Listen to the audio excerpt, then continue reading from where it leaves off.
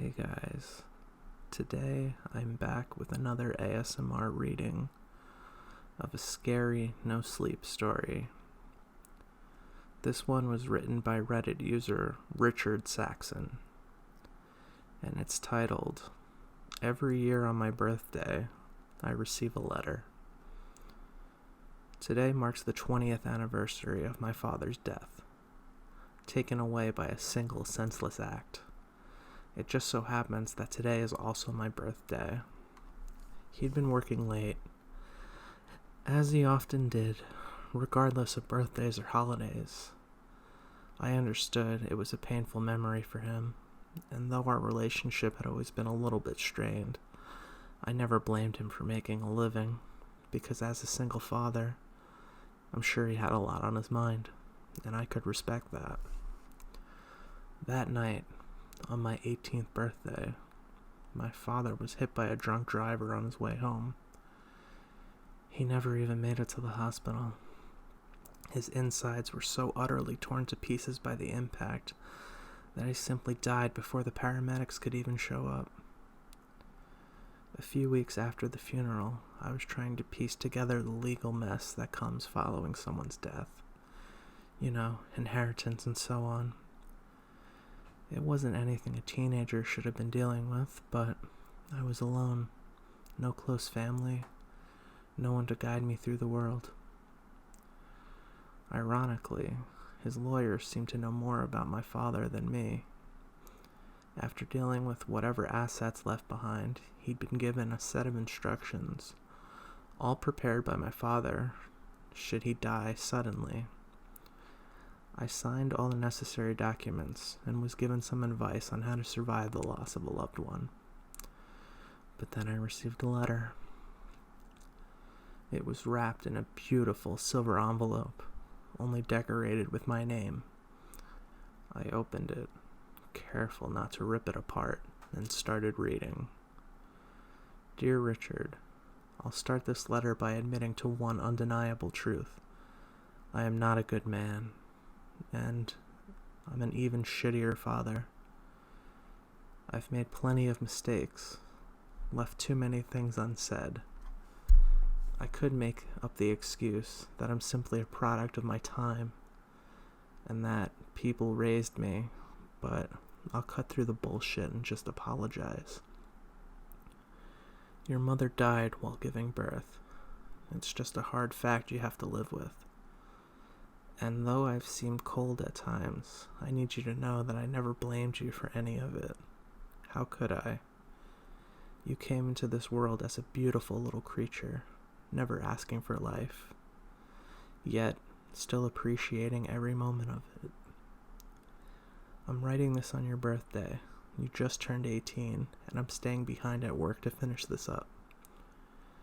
I don't think I'll hand it to you just yet, since I'm not done dealing with my own issues. But I promise, as soon as I'm able to man up, I'll tell you all these things I should have told you all along as you were growing up. That I'm proud of you, and that I love you. I wish I could say it to your face, but I'm a coward. Taught myself that emotions are for the weak. So, for now, I'll put this on paper. I'll be waiting among my other things, and my last will and testament should anything ever happen to me, but that'll hopefully be many years from now. And by then, you won't even need this letter to remind you. You're a better man than me, Rick. I hope you know that. I'm sorry. I should have been a better dad, but I promise I'll change. I love you, Dad." My father died the same day he wrote that letter. He probably instructed the secretary to send it. I don't know. But they got a hold of it somehow. I read the letter a couple more times before folding it neatly back up into the envelope, and then I just sat down on the floor and cried. I'd kept it together for so long. Never shed a tear as the police officer handed me the news, and continued my cold appearance throughout the funeral proceedings. Because he was right. We'd never been close, and I never thought he loved me, but hearing those simple words through only a piece of paper was far more than I could handle. I dug up some old photo albums from my childhood, sifting through them and realizing how he always seemed happy, smiling wide in each photo as I turned the pages. Seeing those memories in a new light truly broke my heart. We'd left so much unsaid, but all the emotions were there, shown through the smiles on our faces and the moments we shared. That's what truly mattered. Not the words that could have been said, but the time spent together. And that would have been it. My father had passed and life moved on. I kept the small house for myself. It was already bought and paid for, and I kept on with my studies. But then, exactly 1 year later, on my birthday, I received another letter. Again, it was a beautiful silver envelope, just like the last one, encased in a pattern of vines and bizarre-looking symbols, just small enough to remain hidden at first glance. In the center, it simply said my name, written crudely, but not without its charm. His handwriting was unmistakable. The letter, without a doubt, came from my father. But how had he sent it? It's been over 1 year since he's passed away. I thought about it briefly and figured he must have instructed his lawyer to send a letter on my birthday each year.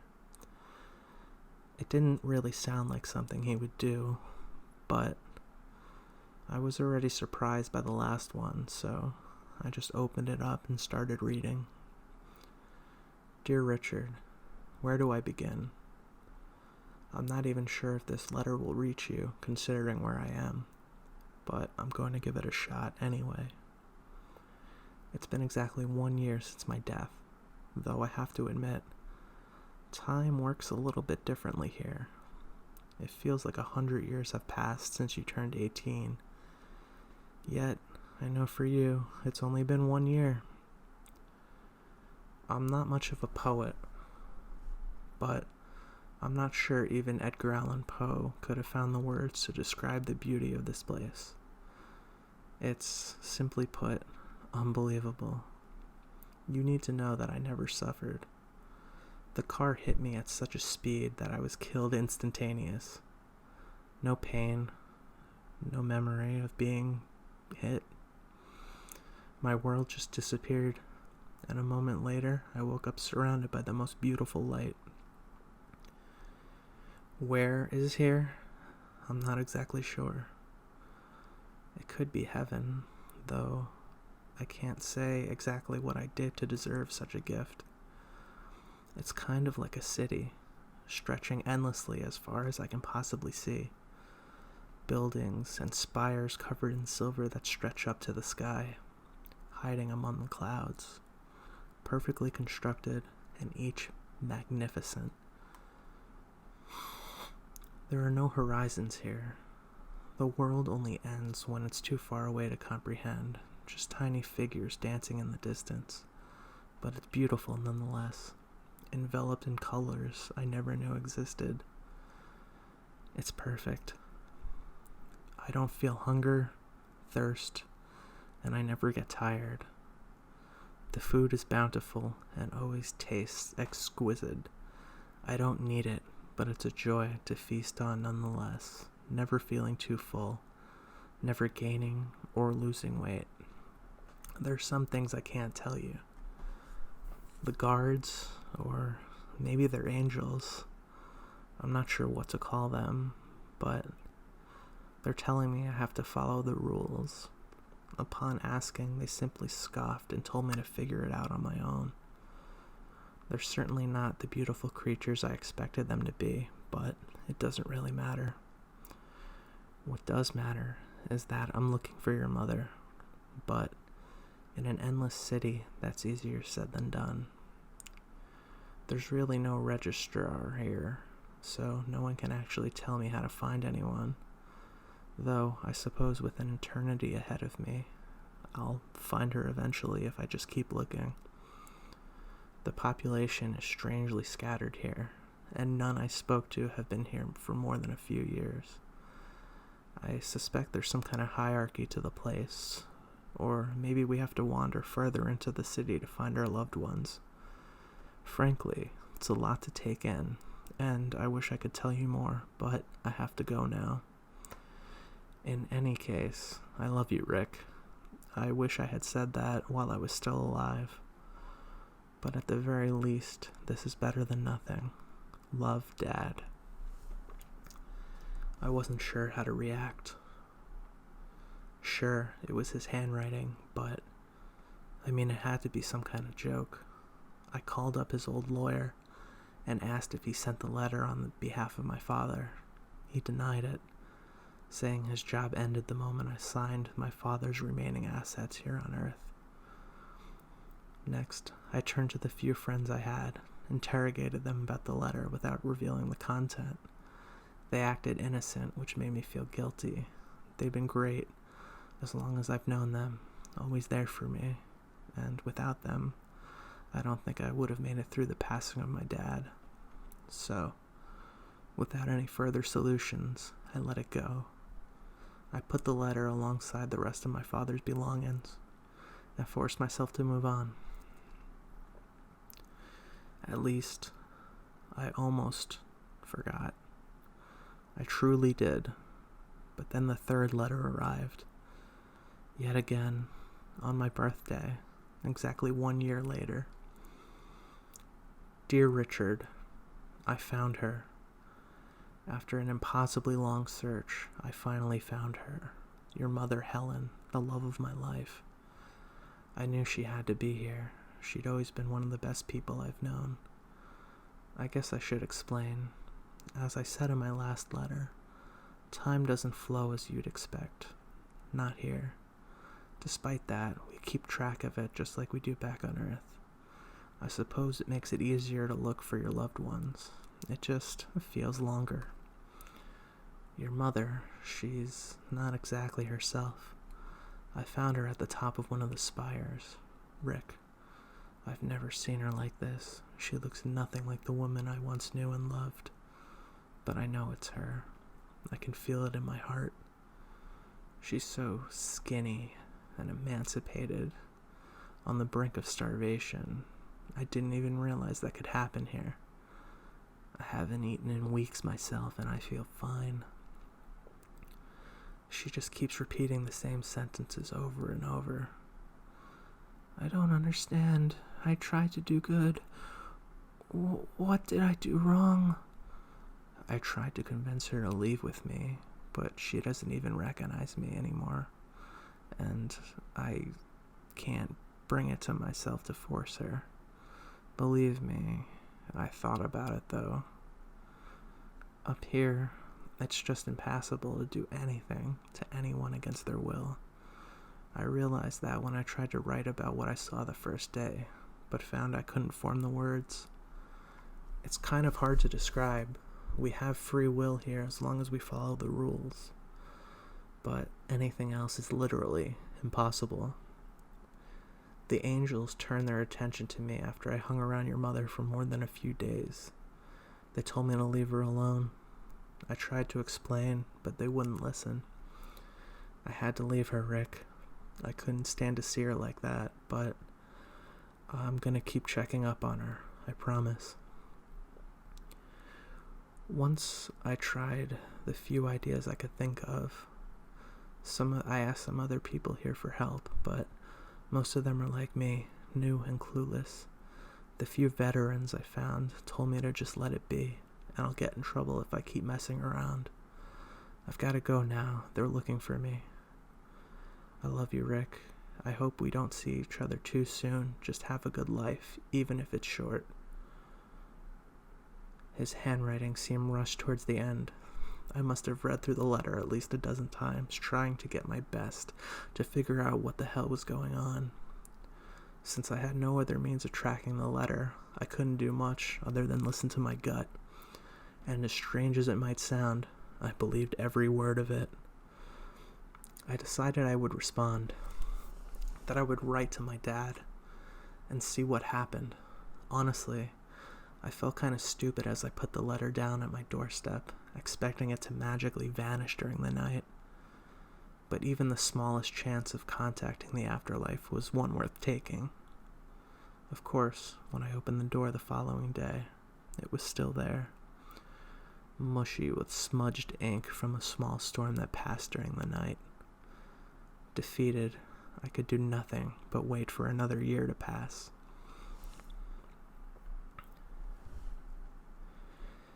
As my birthday rolled around, I hatched a plan to catch whoever delivered the letters.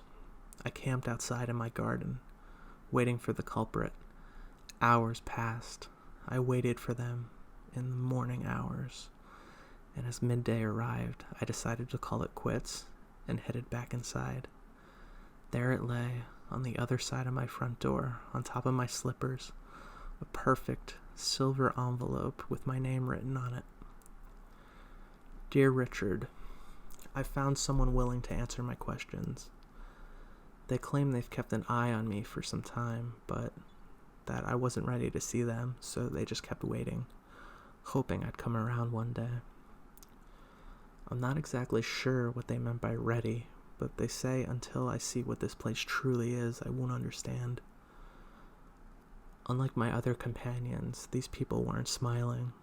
They didn't seem healthy, but appeared as sickly, twisted human beings that have long since forgotten who they were. They gave me a heads up, though, that time only passes as fast as we need it to, that a year can feel like a century, or pass by in a week, whatever that means. They mentioned something they simply referred to as the Dome. They say it's the center of the city, an almost impossible distance away. They offered to take me there once I'm ready, but I can't. I need to stay and take care of your mother. Of course, the Silver City stands tall and magnificent, but the food has lost its taste. Drinking just feels unnecessary.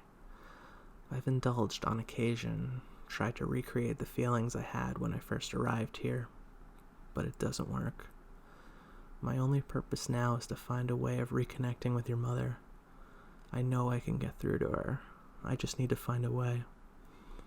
While I search for answers, I still visit from time to time, just to sit by her side as she stares off into the distance. Maybe I'll one day get a glimpse of what occupies her mind, and hopefully she knows that she's not alone. I know that she's utterly broken, but as long as I'm able to, I'll protect her. I promise you that.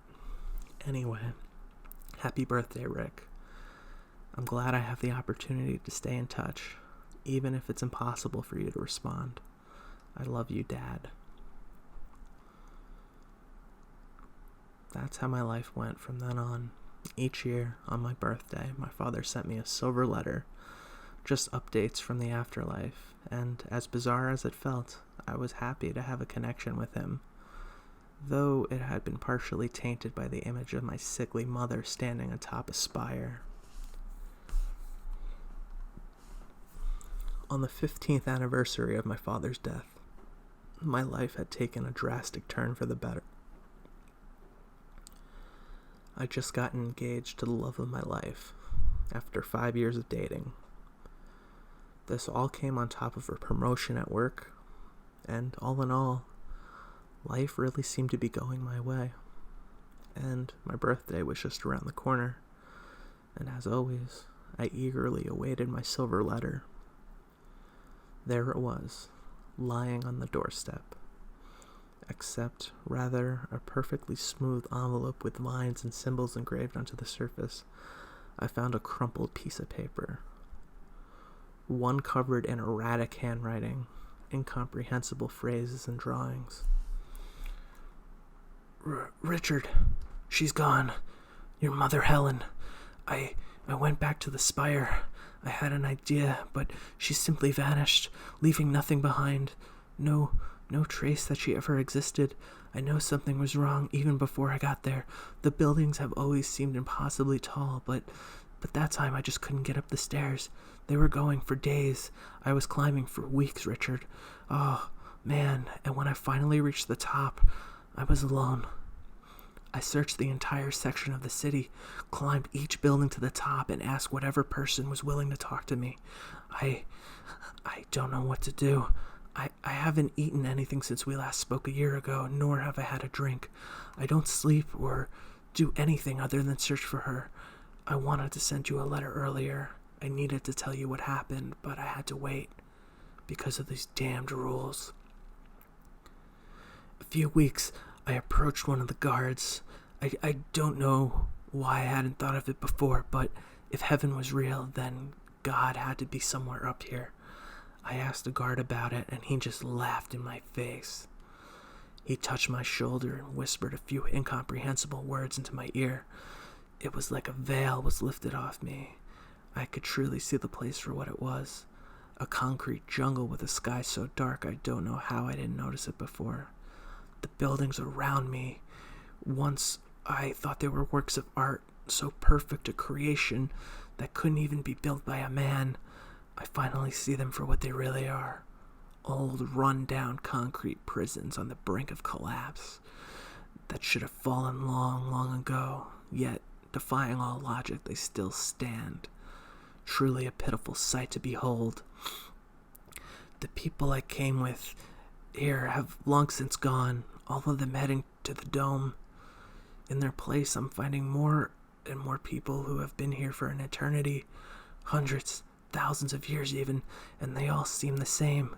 They're all diseased, and whatever features they once had, whoever they were, it doesn't matter anymore. They've simply existed for so long that an eternity of time is enough to wash away whatever made them human. I think it's time for me to wander through the Silver City. Maybe I just need to reach the dome. I don't know. Maybe your mother's there. Maybe I can finally get some answers. Whatever the cost, I know I can't go on like this. I'm not sure how long it'll be until I send another letter. The road towards the dome is different, but I just have to do something. I have to. I hope you understand. Dad. 5 years passed without another silver letter. The first year I was worried. The second I felt scared. But as the third and fourth rolled around, I felt relieved. It was as if a heavy burden had been lifted off my shoulders. I'd never been much of a religious person before my father died, yet I never feared death. But now, knowing what awaited me on the other side wasn't the perfect haven we'd all been taught, I felt horrified.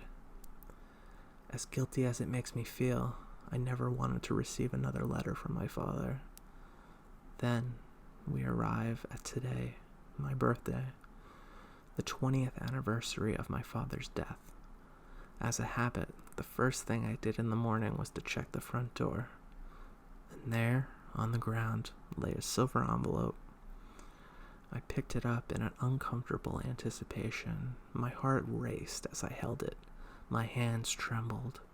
Crudely drawn pictures covered the front, symbols I couldn't decipher, and a drawing of a dome like a structure surrounded by bizarre shapes that I assumed could be the twisted spires. On the inside, I found another letter. It was filled with meaningless phrases, jumbled words and sentences I couldn't understand. It was a mess of erratic handwriting, nonsensical and horrifying. From the several pages that filled to the brim with varying text of varying sizes, all I could make out was the following.